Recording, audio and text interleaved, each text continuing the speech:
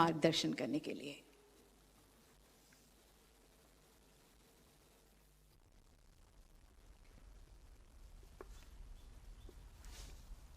नमस्कार। केंद्रीय मंत्रिमंडल में मेरे सहयोगी श्री अश्विनी वैष्णव जी, श्री देवसिंह चौहान जी, डॉक्टर एल मुरुगन जी, टेलीकॉम और ब्रॉडकास्टिंग सेक्टर से जुड़े सभी लीडर्स, देवियों और सज्जनों, telecom regulatory authority of India try, इससे जुड़े सभी साथियों को सिल्वर जुबली की बहुत बहुत बधाई। ये सुखद संयोग है कि आज आपकी संस्था ने 25 साल पूरे किए हैं। तब देश आजादी के अमृत काल में अगले 25 वर्षों के रोड मैप पर काम कर रहा है, नए लक्ष्य तय कर रहा है।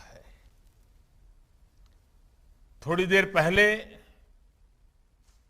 मुझे देश को अपना खुद से निर्मित 5G टेस्ट बेड राष्ट्र को समर्पित करने का अवसर मिला है।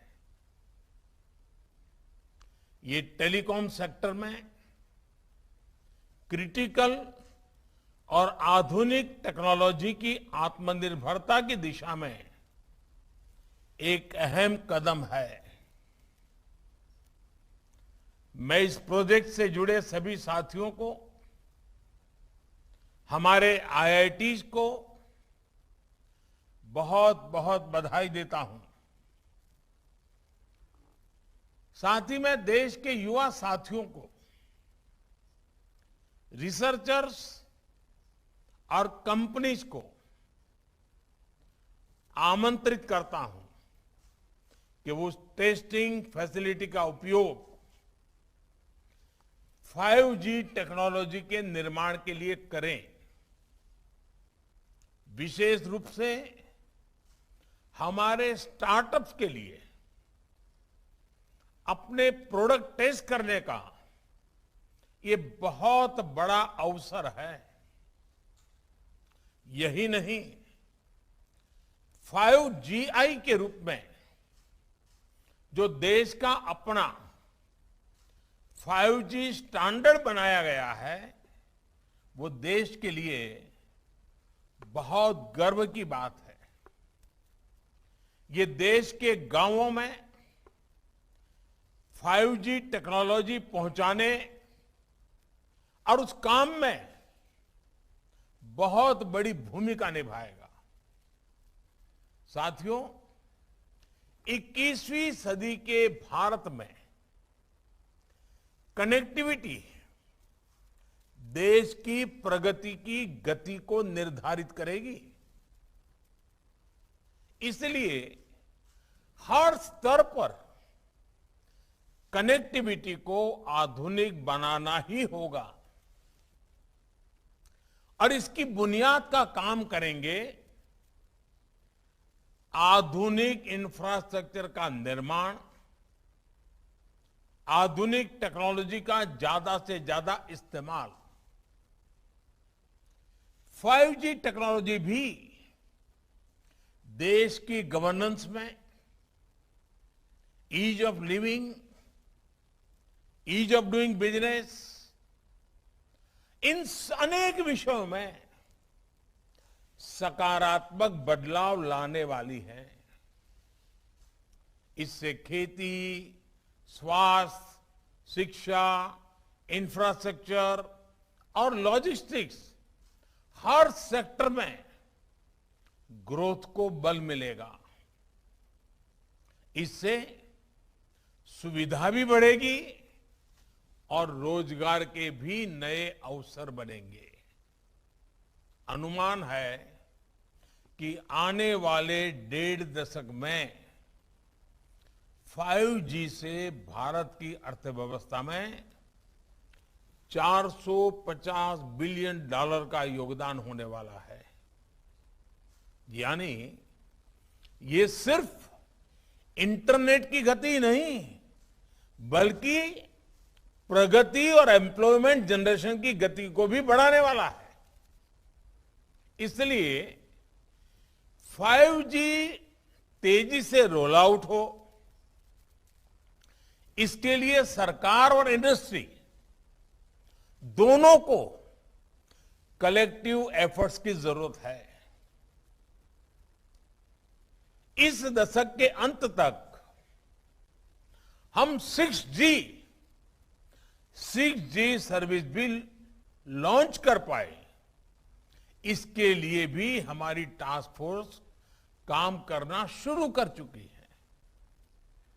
साथियों, हमारा प्रयास है कि टेलीकॉम सेक्टर और 5G टेक्नोलॉजी में हमारे स्टार्टअप्स तेजी से तैयार हो, ग्लोबल चैंपियन बने। हम अनेक सेक्टर्स में दुनिया के एक बड़े डिजाइन पावर हाउस है। टेलीकॉम इक्विपमेंट मार्केट में भी भारत के डिजाइन चैंपियंस का सामर्थ्य हम सभी जानते हैं। अब इसके लिए जरूरी R&D इंफ्रास्ट्रक्चर और प्रक्रियाओं को आसान बनाने पर हमारा विशेष फोकस है और इसमें आप सबकी भी बहुत बड़ी भूमिका है। साथियों, आत्मनिर्भरता और स्वस्थ स्पर्धा कैसे समाज में,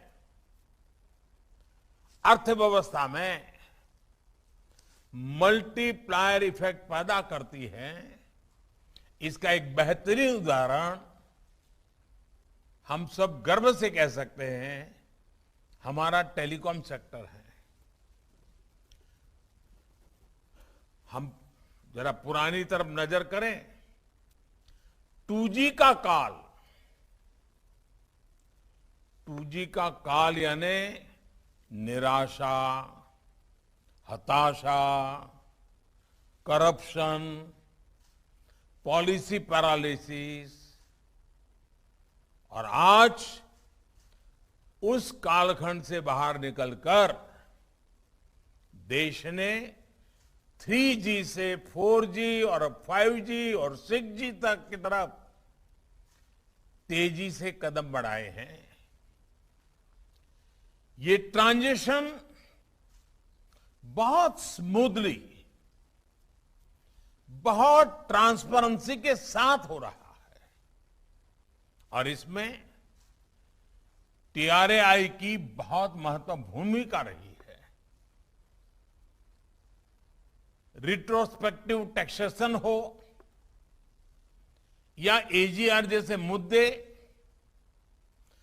जब भी इंडस्ट्री के सामने चुनौतियां आई हैं तो हमने उतनी ही गति से रिस्पॉन्ड करने का प्रयास किया है और जहां जहां जरूरत पड़ी हमने रिफॉर्म भी किया है।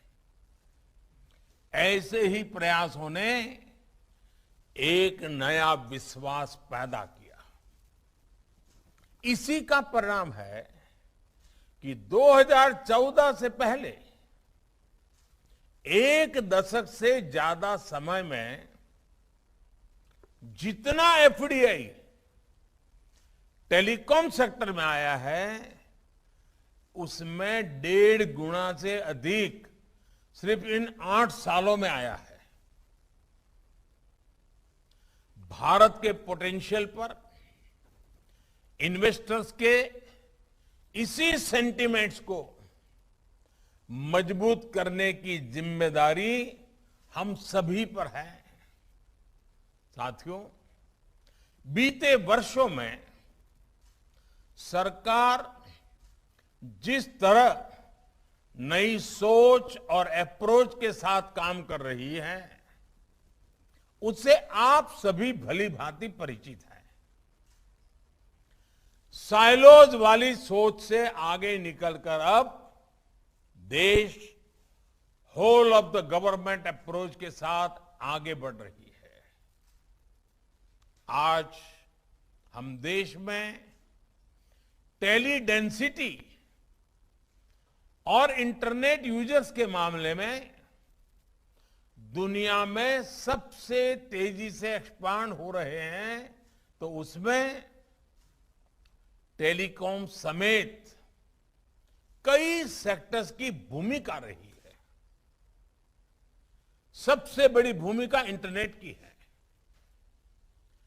2014 में जब हम आए तो हमने सबका साथ, सबका विकास और इसके लिए टेक्नोलॉजी के व्यापक उपयोग को अपनी प्राथमिकता बनाया। इसके लिए सबसे जरूरी यह था कि देश के करोड़ों लोग आपस में जुड़े, सरकार से भी जुड़े, सरकार की भी सभी इकाइयां, चाहे केंद्र हो, राज्य हो, स्थानीय स्वराज संस्थाएं हो, वे भी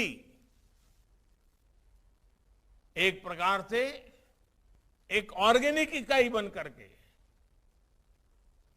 आगे बढ़े, आसानी से कम खर्च में जुड़े, बिना करप्शन के सरकारी सेवाओं का लाभ ले सकें। इसलिए हमने जनधन, आधार, मोबाइल की ट्रिनिटी को डायरेक्ट गवर्नेंस का माध्यम बनाना तय किया। मोबाइल गरीब से गरीब परिवार की भी पहुंच में हो, इसके लिए हमें देश में ही मोबाइल फोन की मैन्युफैक्चरिंग पर बल दिया। परिणाम यह हुआ कि मोबाइल मैन्युफैक्चरिंग यूनिट्स 2 से बढ़कर 200 से अधिक हो गई।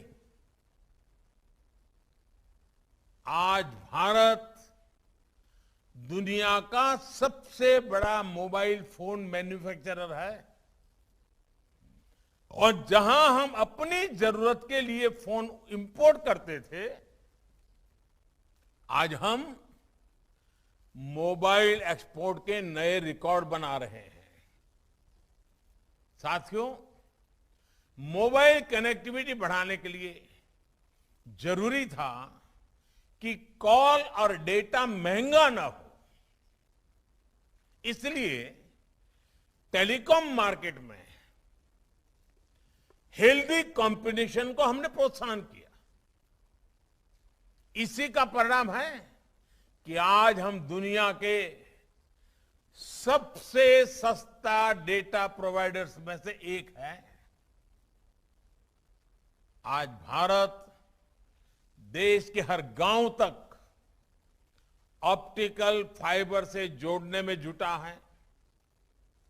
आपको भी पता है कि 2014 से पहले भारत में 100 ग्राम पंचायत, 100 ग्राम पंचायतें भी ऑप्टिकल फाइबर कनेक्टिविटी से नहीं जुड़ी थी। आज हम करीब 2.25 लाख ग्राम पंचायतों तक ब्रॉडबैंड कनेक्टिविटी पहुंचा चुके हैं। कुछ समय पहले ही सरकार ने देश के नक्सल प्रभावित अनेक जनजातीय जिलों में भी 4G कनेक्टिविटी पहुंचाने की बहुत बड़ी योजना को स्वीकृति किया है। ये 5G और 6G टेक्नोलॉजी के लिए भी अहम है और मोबाइल और इंटरनेट के दायरे का भी इससे विस्तार होगा। साथियों, फोन और इंटरनेट तक ज्यादा से ज्यादा भारतीयों की पहुंचने भारत के एक बहुत बड़े पोटेंशियल को खोल लिया है। इसने देश में एक सशक्त डिजिटल इंफ्रास्ट्रक्चर की नींव रखी है। इसने देश में सर्विस की एक बहुत बड़ी डिमांड पैदा की है। इसका एक उदाहरण देश के कोने कोने में बनाए गए 4 लाख कॉमन सर्विस सेंटर्स हैं। इन कॉमन सर्विस सेंटर्स में आज सरकार की सैकड़ों सर्विसेज गांव के लोगों तक पहुंच रही हैं। ये कॉमन सर्विस सेंटर्स लाखों युवाओं को रोजगार का भी माध्यम बने हैं। मैं पिछले दिनों गुजरात में एक कार्यक्रम में गया था। वहां दाहोद जिला जो जनजातीय क्षेत्र है, आदिवासी विस्तार है, वहां का एक दिव्यांग कपल मिला मुझे। वो कॉमन सर्विस सेंटर चलाते हैं। उन्होंने कहा मैं दिव्यांग था तो मुझे ये थोड़ी मदद मिल गई और मैंने शुरू किया, और आज वो 28-30 हजार रुपया आदिवासी क्षेत्र के दूर दराज गांव में कॉमन सर्विस सेंटर से कमा रहे हैं। मतलब ये हुआ कि आदिवासी क्षेत्र के नागरिक भी ये सेवाएं क्या है, ये सेवाएं कैसे ली जाती है, ये सेवा कितनी सार्थक है, इसको भी जानते हैं। और एक दिव्यांग कपल वहां छोटे से गांव में लोगों की सेवा भी करता है, रोजी रोटी भी कमाता है। ये डिजिटल टेक्नोलॉजी किस प्रकार से बदलाव ला रही है। साथियों, हमारी सरकार टेक्नोलॉजी को निरंतर अपग्रेड करने के साथ साथ देश के डिलीवरी सिस्टम को भी लगातार सुधार रही है।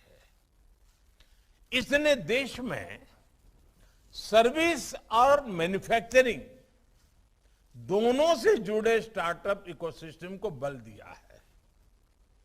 ये भारत को दुनिया का तीसरा सबसे बड़ा स्टार्टअप इकोसिस्टम बनाने के पीछे एक अहम कारण है। साथियों, ये whole of the government approach हमारे ट्राई जैसे तमाम रेगुलेटर्स के लिए भी वर्तमान और भविष्य की चुनौतियों से निपटने के लिए अहम है। आज रेगुलेशन सिर्फ एक सेक्टर की सीमाओं तक सीमित नहीं है। टेक्नोलॉजी अलग अलग सेक्टर्स को इंटरकनेक्ट कर रही है। इसलिए आज कोलैबोरेटिव रेगुलेशन की जरूरत हुई हर कोई स्वाभाविक रूप से अनुभव कर रहा है। इसके लिए जरूरी है कि तमाम रेगुलेटर्स साथ आए, कॉमन प्लेटफॉर्म तैयार करें और बेहतर तालमेल के साथ समाधान निकालें। मुझे पूरा विश्वास है कि इस कॉन्फ्रेंस से इस दिशा में महत्वपूर्ण समाधान निकल करके आएगा। आपको देश के टेलीकॉम कंज्यूमर्स के इंटरेस्ट की भी सुरक्षा करनी है और दुनिया के सबसे आकर्षक टेलीकॉम मार्केट की ग्रोथ को भी प्रोत्साहित करना है। TRAI की सिल्वर जुबिली कॉन्फ्रेंस हमारी आजादी के अमृतकाल की ग्रोथ को गति देने वाली हो, ऊर्जा देने वाली हो, नया विश्वास पैदा करने वाली हो, एक नई छलांग मारने के सपने देखने वाली हो और साकार करने के संकल्प वाली हो। इसी कामना के साथ आप सभी का बहुत बहुत आभार। आप सबको अनेक अनेक शुभकामनाएं। बहुत बहुत धन्यवाद। बहुत बहुत धन्यवाद माननीय प्रधान।